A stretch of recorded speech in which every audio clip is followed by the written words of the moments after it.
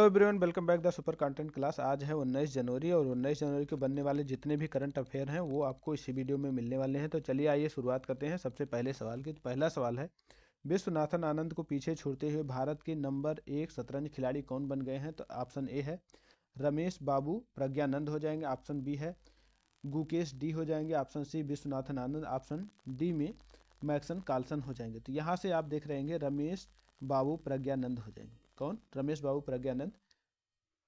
आप अगले देखते हैं, आगे इसके कुछ पॉइंट देख लेते हैं। तो आगे इसके पॉइंट में पहला पॉइंट है, भारतीय युवा शतरंज खिलाड़ी रमेश बाबू प्रज्ञानंद ने नीदरलैंड में आयोजित टाटा स्टील मोटर्स में विश्व शतरंज चैंपियनशिप लीग लीरेन को हरा दिया है। किसको हरा दिए हैं? लीग लीरेन को। आपको यहाँ से इनको याद रखना है, यहाँ से आपको टाटा स्टील मोटर्स को याद रखना है।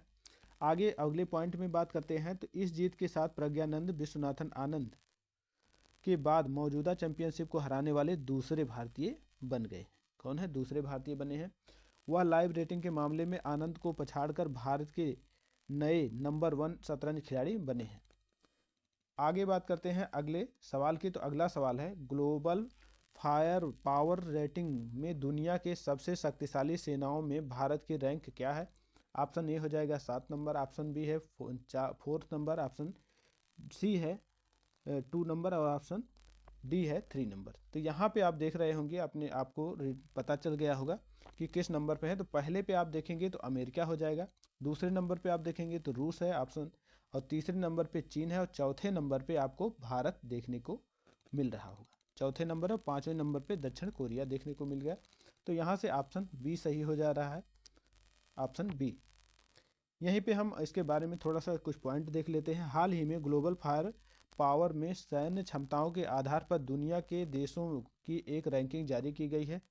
पॉइंट नंबर 2 है, दुनिया के सबसे ताकतवर सेनाओं में अमेरिका पहले, दूसरे पे रूस है और चाइना जो है तीसरे स्थान पर रैंकिंग प्राप्त कर चुका है। इसके साथ ही चौथा जो स्थान है वो भारत को मिला है, भारत की सेना को चौथा स्थान मिला है। अगला पॉइंट में हम बात करते हैं। तो इस रैंकिंग में दुनिया के 145 देश शामिल हुए। कितने हैं? 145 देश शामिल किए गए हैं। पड़ोसी देशों में पाकिस्तान 9वें स्थान पर रहा है। किस पे रहे हैं ये? 9वां स्थान प्राप्त किए हैं। अब आपको जानकारी इतनी प्राप्त हो गई होगी कि 9वां स्थान ये आपका पड़ोसी प्राप्त कर रहा है। अगला पॉइंट है, इस रैंकिंग में सैन्य क्षमता का आकलन करने वाले 60 फैक्टर्स को शामिल किया गया है। कितने हैं? 60 फैक्टर जो हैं वो उसको शामिल किया गया है कि इन जो 60 फैक्टर से इनमें कौन कौन सी सेनाएं अपने कितने फैक्टर पर सही काम कर रही हैं और कितना इनको पॉइंट मिल रहा है, इसके आधार पर इन्हें नंबरिंग किया गया है। आगे बढ़ते हैं। यहाँ पे इंपॉर्टेंट पॉइंट देख लेते हैं। यूक्रेन पर एक वैश्विक शांति शिखर सम्मेलन का आयोजन स्विट्जरलैंड में किया जाएगा। यहाँ से हमको लगता है एक सवाल थोड़ा सा कट रहा है, तो उसका ये लग चुका है। और सवाल में आपको हम बता दे रहे हैं, ऐसे में आप लोग देख लीजिए। तो सवाल है, यूक्रेन पर वैश्विक शांति शिखर सम्मेलन की मेजबानी कौन करेगा? तो यहाँ पे आप देख रहे होंगे, तो यहाँ पे जो मेजबानी करने वाले हैं वो आपको स्विट्जरलैंड देखने को मिल जाएगा। कौन है? स्विट्जरलैंड। इसके बारे में थोड़ा सा जान लेते हैं। यूक्रेन पर एक वैश्विक शांति शिखर सम्मेलन का आयोजन स्विट्जरलैंड में किया जाना है। यूक्रेन के राष्ट्रपति व्लादिमीर ज़ेलेंस्की के अनुरोध पर स्विट्जरलैंड में इस सम्मेलन की मेजबानी के लिए तैयार हुआ है। गौरतलब है कि रूस ने 24 फरवरी 2022 को यूक्रेन में अपनी सेना भेजी थी। तब से दोनों देशों के बीच संघर्ष जारी है। अगर स्विट्जरलैंड की राजधानी की बात कर रहे हैं तो स्विट्जरलैंड की राजधानी जो है आपको बर्न हो जाएगी। इसके बाद मुद्रा देखते हैं तो स्विस फ्रैंक देखने को मिल जाएगी। राष्ट्रपति जो है वियोला एम हार्ट हो जाएंगे। यहीं पे आप देख लेंगे, थोड़ा सा और चीज़ें देख लीजिए। यहाँ पे आपको फ्रांस देखने को मिल रहा है, यहाँ पे आपको जर्मनी देखने को मिल रहा है, ये आपको इटली देखने को मिल जाएगा। इसके बीच में आपको यहाँ पे स्विट्जरलैंड ग्रीन कलर से देखने को मिल रहा है। आगे बढ़ते हैं अगले सवाल की तरफ। तो अगला सवाल है, असम का सर्वोच्च सम्मान असम वैभव किसे सम्मानित किया गया है? तो ऑप्शन ए हो जाएंगे अप्पा साहेब हो जाएंगे, ऑप्शन बी रतन टाटा है, ऑप्शन सी है तपन सैकेया हो जाएंगे, ऑप्शन डी रंजन गोगोई हो जाएंगे। तो यहाँ से जो ऑप्शन सही हो रहा है तो वो रंजन गोगोई हो जाएंगे। आपको पता हो कि रंजन गोगोई भारत के सीजीआई रह चुके हैं। थोड़ा सा इनके पॉइंट के बारे में देख लेते हैं। तो यहाँ पे आप देखेंगे असम के मुख्यमंत्री हिमंत बिस्वा शर्मा ने हाल ही में घोषणा की है कि पूर्व chief justice of India CGI और राज्यसभा सांसद रंजन गोगोई को असम वैभव पुरस्कार से सम्मानित किया जाएगा। किसको? रंजन गोगोई को। पॉइंट नंबर 2 है असम वैभव राज्य का सर्वोच्च नागरिक सम्मान है असम का।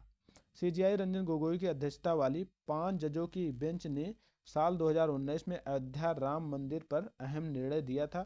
इसको आपको याद रखना है क्योंकि अयोध्या इस समय चर्चे में है, तो ये भी पूछा जा सकता है कि किसके अध्यक्षता में ये फैसला आया था। आगे बढ़ते हैं अगले पॉइंट की तरफ। तो असम के बारे में थोड़ा सा जान लेते हैं। तो मुख्यमंत्री हेमंत बिस्वा शर्मा हो जाएंगे। कौन हो जाएंगे? हेमंत बिस्वा शर्मा मुख्यमंत्री हो जाएंगे। इसके बाद अगर बात कर रहे हैं तो यहाँ पे राज्यपाल जो हो जाएंगे वो गुलाब चंद कटारिया हो जाएंगे। कौन है? गुलाब चंद कटारिया हो जाएंगे।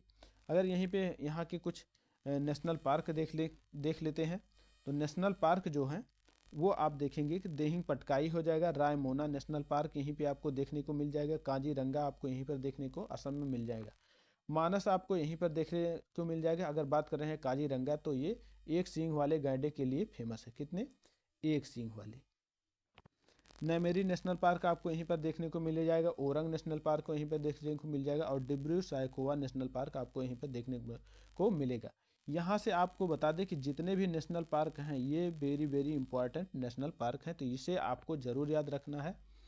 चलिए बढ़ते हैं आगे अगले सवाल की तरफ। तो अगला सवाल है, हाल ही में मकर संक्रांति के अवसर पर मकर बिलक्कू उत्सव कहाँ पर आयोजित किया गया है?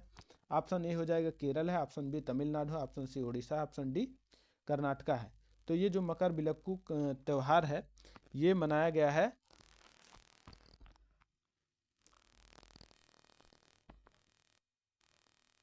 कहाँ पे? केरल में। ये त्यौहार आपको केरल में देखने को मिल जाएगा। अगर यहीं पे हम बात करें तमिलनाडु की, तो तमिलनाडु में आपने देखा होगा पोंगल त्यौहार यहाँ पे मनाया गया है। कौन सा है? पोंगल त्यौहार तमिलनाडु में मनाया गया है। कर्नाटका में बात करें हैं तो कंबाला, क्या है? कंबाला फेस्टिवल यहीं पर मनाया गया है। पोंगल में क्या होता है? पोंगल त्यौहार तमिलनाडु में। अगर यहीं पे बात करें जल्लीकट्टू भी यहीं पे देखने को आपको मिल जाएगा। क्या है? जल्लीकट्टू। इसमें जो है सांड दौड़ किया जाता है और कंबाला में आपको देखेंगे कि भैंसा दौड़ कराया जाता है। आगे बढ़ते हैं अगले सवाल की तरफ। तो अगला सवाल है, हाल ही में यूएई ने किस अंतर्राष्ट्रीय खेल में व्यक्तित्व पुरस्कार 2023 से सम्मानित किया गया है? ऑप्शन ए है ग्रेग बार्कले को, ऑप्शन बी है थॉमस बाक को, ऑप्शन सी है गियानी इन्फ्रेंटिनो को, ऑप्शन डी है तैयब इकराम को। तो यहाँ पे जो हो जाएंगे वो गियानी हो जाएंगे। कौन हो जाएंगे? गियानी इन्फ्रेंटिनो को। ऑप्शन सी सही हो जाएगा। आगे इसके पॉइंट थोड़ा सा देख लेते हैं। तो फीफा के बारे में अगर हम बात करें तो फीफा 1904 में इसकी स्थापना हुई थी, फीफा की 1904 में। और मुख्यालय की बात करें हैं तो ज्यूरिख हो जाएगा जो स्विट्जरलैंड में है। अध्यक्ष जो हो जाएंगे वो गियानी एम्फ्रोनीटो हो जाएंगे। कौन है? गियानी एम्फ्रोनीटो हो जाएंगे। और सर्वश्रेष्ठ फीफा खिलाड़ी पुरस्कार अगर बात करें तो लियोन मेसी अर्जेंटीना के हो जाएंगे और एटाना बोनमती स्पेन की हो जाएंगी। ये पुरुष में हो जाएंगे, ये महिला में हो जाएंगे। कौन है? ये पुरुष हो जाएंगे, ये महिला हो जाएंगी। महिला, ये है पुरुष। इतनी बातें आपको यहाँ से याद रखना। अगर हम ग्रेग बार्कले की बात कर रहे हैं तो ग्रेग बार्कले जो हो जाएंगे वो आईसीसी के अध्यक्ष हो जाएंगे। कौन हो जाएंगे?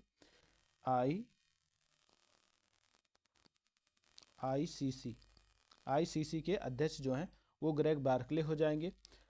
अगर हम थॉमस बाक्स की बात करते हैं तो वो इंटरनेशनल ओलंपिक कमेटी के अध्यक्ष हो जाएंगे। कौन किसके? इंटरनेशनल ओलंपिक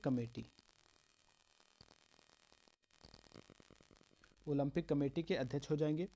अगर यहीं पे हम बात कर रहे हैं तो तैयब इकराम की, तो तैयब इकराम जो हो जाएंगे वो इंटरनेशनल हॉकी फेडरेशन के अध्यक्ष हो जाएंगे। कौन है?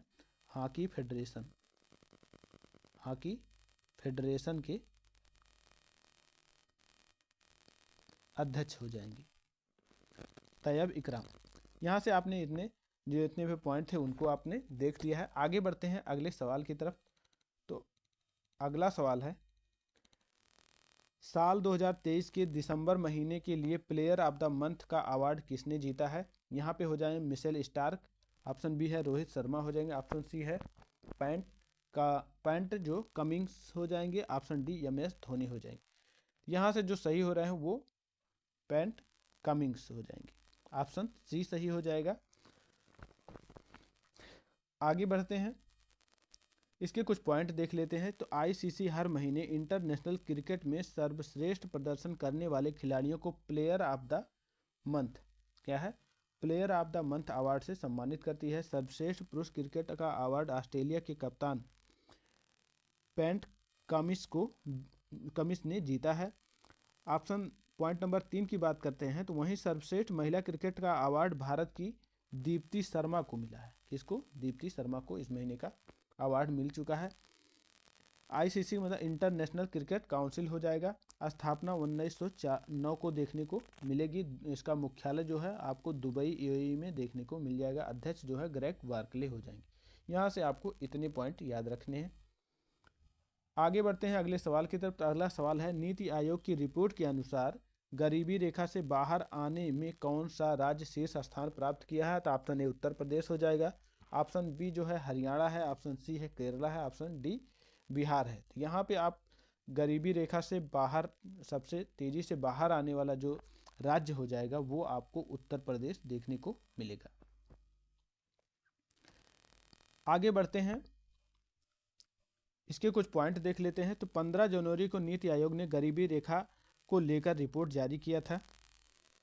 दूसरा पॉइंट है, इस रिपोर्ट के मुताबिक पहले नंबर पर उत्तर प्रदेश 5.94 करोड़, दूसरे नंबर पर बिहार 3.77 करोड़ और तीसरे नंबर पर मध्य प्रदेश 2.30 करोड़, चौथे नंबर पर राजस्थान आपको देखने को मिल जाएगा। यानी गरीबी से बाहर आने में इनका इस तरह से योगदान है। पहले नंबर पर उत्तर प्रदेश, दूसरे पे बिहार है, तीसरे पे मध्य प्रदेश, चौथे पे राजस्थान है। आपको ये नंबरिंग याद रखना है। नीति आयोग की अगर बात करते हैं तो स्थापना इसकी 2015 में किया गया था, 1 जनवरी 2015 को। मुख्यालय अगर बात करते हैं तो दिल्ली में हो जाएगा। अध्यक्ष की अगर बात करते हैं तो नरेंद्र मोदी जी हो जाएंगे, यानी जो भी प्रधानमंत्री होगा इसका वही अध्यक्ष होगा। उपाध्यक्ष की अगर बात कर रहे हैं तो राजीव कुमार हो जाएंगे। CEO की बात कर रहे हैं तो BVR सुब्रमण्यम हो जाएंगे। आगे बढ़ते हैं अगले सवाल की तरफ। तो अगला सवाल है, हाल ही में 19वीं शताब्दी का उत्सव गोरू जुदाई कहाँ पर शुरू किया गया है? तो ऑप्शन ए भूटान हो जाएगा, option B Nepal, option C Myanmar, option D Maldives हो जाएगा। तो यहाँ से आप देखेंगे तो नेपाल में ये त्यौहार मनाया गया है। कहाँ पे? ऑप्शन बी सही हो रहा है, नेपाल में। आगे बढ़ते हैं, इसके कुछ पॉइंट देख लेते हैं। नेपाल के तारुका में वार्षिक बुल फाइटिंग का उत्सव आयोजन किया हुआ है। पॉइंट नंबर 2 है, इस उत्सव को गोरू जुदाई या बुल फाइटिंग के नाम से जाना जाता है। यह 19वीं शताब्दी का खेल है। यह त्यौहार संगीत और नृत्य के साथ होता है और ग्रामीणों के लिए राजा का स्वागत करने का एवं मनोरंजन करने का एक तरीका है। अगर नेपाल की बात कर रहे हैं तो आपको राजधानी काठमांडू देखने को मिलेगी। नेपाली मुद्रा अगर बात कर रहे हैं तो नेपाली रुपया हो जाएगा। राष्ट्रपति की अगर बात करें तो रामचंद्र पंडोल हो जाएंगे। प्रधानमंत्री जो हैं वो पुष्प कमल दाहाल हो जाएंगे। यहाँ पे आपको काठमांडू देखने को मिल रहा होगा और ये नेपाल देखने को मिल रहा है। नेपाल जो सीमा बनाता है वो आप देख लीजिए थोड़ा सा एक बार। यहाँ पे आप देखेंगे तो उत्तराखंड के साथ सीमा बनाता है, यहाँ पे उत्तराखंड हो जाएगा। ये एरिया जो है आप देख रहे हैं उत्तर प्रदेश के साथ आप देखेंगे। यहाँ पे आप अगर देखेंगे तो यहाँ से आपको पश्चिम बंगाल देखने को मिलेगा। यहाँ पे आपको पश्चिम बंगाल देखने को मिल जाएगा और यहीं पे सिक्किम के साथ भी बॉर्डर बनाता है। तो इतने राज्य को आपको याद रखना है। ऊपर से सिक्किम हो जाएगा, पश्चिम बंगाल है, उत्तर प्रदेश है, यहीं से थोड़ा सा बिहार का भी आप देखेंगे तो यहाँ पे बिहार भी थोड़ा सा इसके साथ सीमा बनाता है, और यहाँ से उत्तर प्रदेश सीमा बनाता है, यहाँ से उत्तराखंड। कितने राज्य हो जाएंगे? 1 2 3 4 5, 5 राज्यों के साथ सीमा बनाता है, और एक देश है जो चाइना के साथ सीमा बनाता है। आगे बढ़ते हैं अगले सवाल की तरफ। सवाल नंबर 10 है, हाल ही में भारत के लाइट वेट टैंक जोरवार का परीक्षण किसने किया है? तो यहाँ पे आप देखेंगे हाल ने, फिर स्काई रूट ने, इसरो ने, डीआरडीओ ने। तो यहाँ पे आपको डीआरडीओ देखने को मिल जाएगा, डीआरडीओ ने इसका परीक्षण किया है। नाम भी आप याद रखेंगे, light weight tank Zorawar, light weight tank Zorawar का परीक्षण यहाँ पर किया गया है। आगे इसके पॉइंट देख लेते हैं। तो जोरावर भारत का लाइट वेट टैंक है, पॉइंट नंबर 1 है। पॉइंट नंबर 2 की बात करें हैं, डीआरडीओ द्वारा जोरावर लाइट टैंक का परीक्षण 15 जनवरी 2024 से शुरू कर दिया गया है। पॉइंट नंबर 3 की बात करते हैं तो यह टैंक अप्रैल 2024 तक बनकर तैयार हो जाएगा, जिसे पूर्वी लद्दाख में भारत और चीन के बॉर्डर पर तैनात किया जाएगा। पॉइंट नंबर 3 है, आर्टिफिशियल इंटेलिजेंस के प्रयोग और एवं निगरानी रखने के लिए ड्रोन का इस्तेमाल इस टैंक को और भी खास बनाता है। क्या है? इसमें ड्रोन का भी प्रयोग किया जाएगा। डीआरडीओ की स्थापना की अगर हम बात कर रहे हैं तो डीआरडीओ की स्थापना 1958 में किया गया था। मुख्यालय अगर बात करते हैं तो भवन नई दिल्ली में बनाया गया है। अगर अध्यक्ष की बात करते हैं तो समीर बी कामत हो जाएंगे। आगे बढ़ते हैं, आज के जो स्टैटिकल पॉइंट है उसको देख लेते हैं। तो यहाँ पे आप देखेंगे पॉइंट नंबर 1 में मुगल शासक औरंगजेब ने गुरु तेग बहादुर सिख गुरु की हत्या करवाई थी। कौन थे? गुरु तेग बहादुर की हत्या करवाई थी। पॉइंट नंबर 2 की बात कर रहे हैं तो सहायक संधि को स्वीकार करने वाले पहले देशी रियासत हैदराबाद हो जाएगा। कौन सा है? हैदराबाद हो जाएगा। पॉइंट नंबर 3 की बात करते हैं तो कोलकाता में सर्वोच्च न्यायालय की स्थापना रेगुलेटिंग एक्ट 1773 अधिनियम के अंतर्गत हुआ था। पॉइंट नंबर 3 की बात करें, पॉइंट नंबर 4 की अगर बात कर रहे हैं, द साइंटिफिक सोसाइटी की स्थापना सर सैयद अहमद खान द्वारा किया गया था। पॉइंट नंबर 5 की अगर बात करें, 6 की, पॉइंट नंबर 6 की बात करें तो विधवा पुनर्विवाह को वैधानिक मान्यता दिलाने वाले ईश्वर चंद्र विद्यासागर हो जाएंगे। इनकी महत्वपूर्ण भूमिका थी। पॉइंट नंबर 7 की बात करें तो गंगा को बांग्लादेश में पद्मा के नाम से जाना जाता है। यहाँ पे आप इसको याद रखेंगे। पॉइंट नंबर 8 की अगर बात कर रहे हैं तो न्यूजीलैंड में मूल निवासियों को माओरी कहा जाता है। किसको? माओरी। इंपॉर्टेंट है, बहुत बार सवाल बना है, आप लोग याद रखेंगे। पॉइंट नंबर 8 है, राष्ट्रपति चुनाव से संबंधित मामलों को सर्वोच्च न्यायालय में इसकी चुनौती दी जाती है। यदि आपको किसी तरह से मतलब लग रहा है कि हमारे साथ अन्याय हुआ है तो आप सर्वोच्च न्यायालय का सहारा ले सकते हैं राष्ट्रपति चुनाव में। पॉइंट नंबर 9 की बात करें तो कोई विधेयक धन विधेयक है या नहीं, इसका निर्णय लोकसभा अध्यक्ष लेते हैं। पॉइंट नंबर 10 की अगर बात कर रहे हैं तो संविधान के अनुच्छेद 74 के अनुसार राष्ट्रपति की सहायता एवं सलाह देने हेतु एक मंत्रिपरिषद होने का प्रावधान है। क्या है? होने का प्रावधान है अनुच्छेद 74 में। अगर बात अनुच्छेद 75 में कर रहे हैं तो प्रधानमंत्री के पद की बात करेंगे।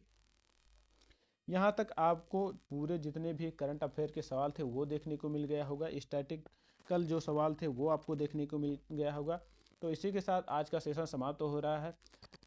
तब तक के लिए नमस्कार, जय हिंद।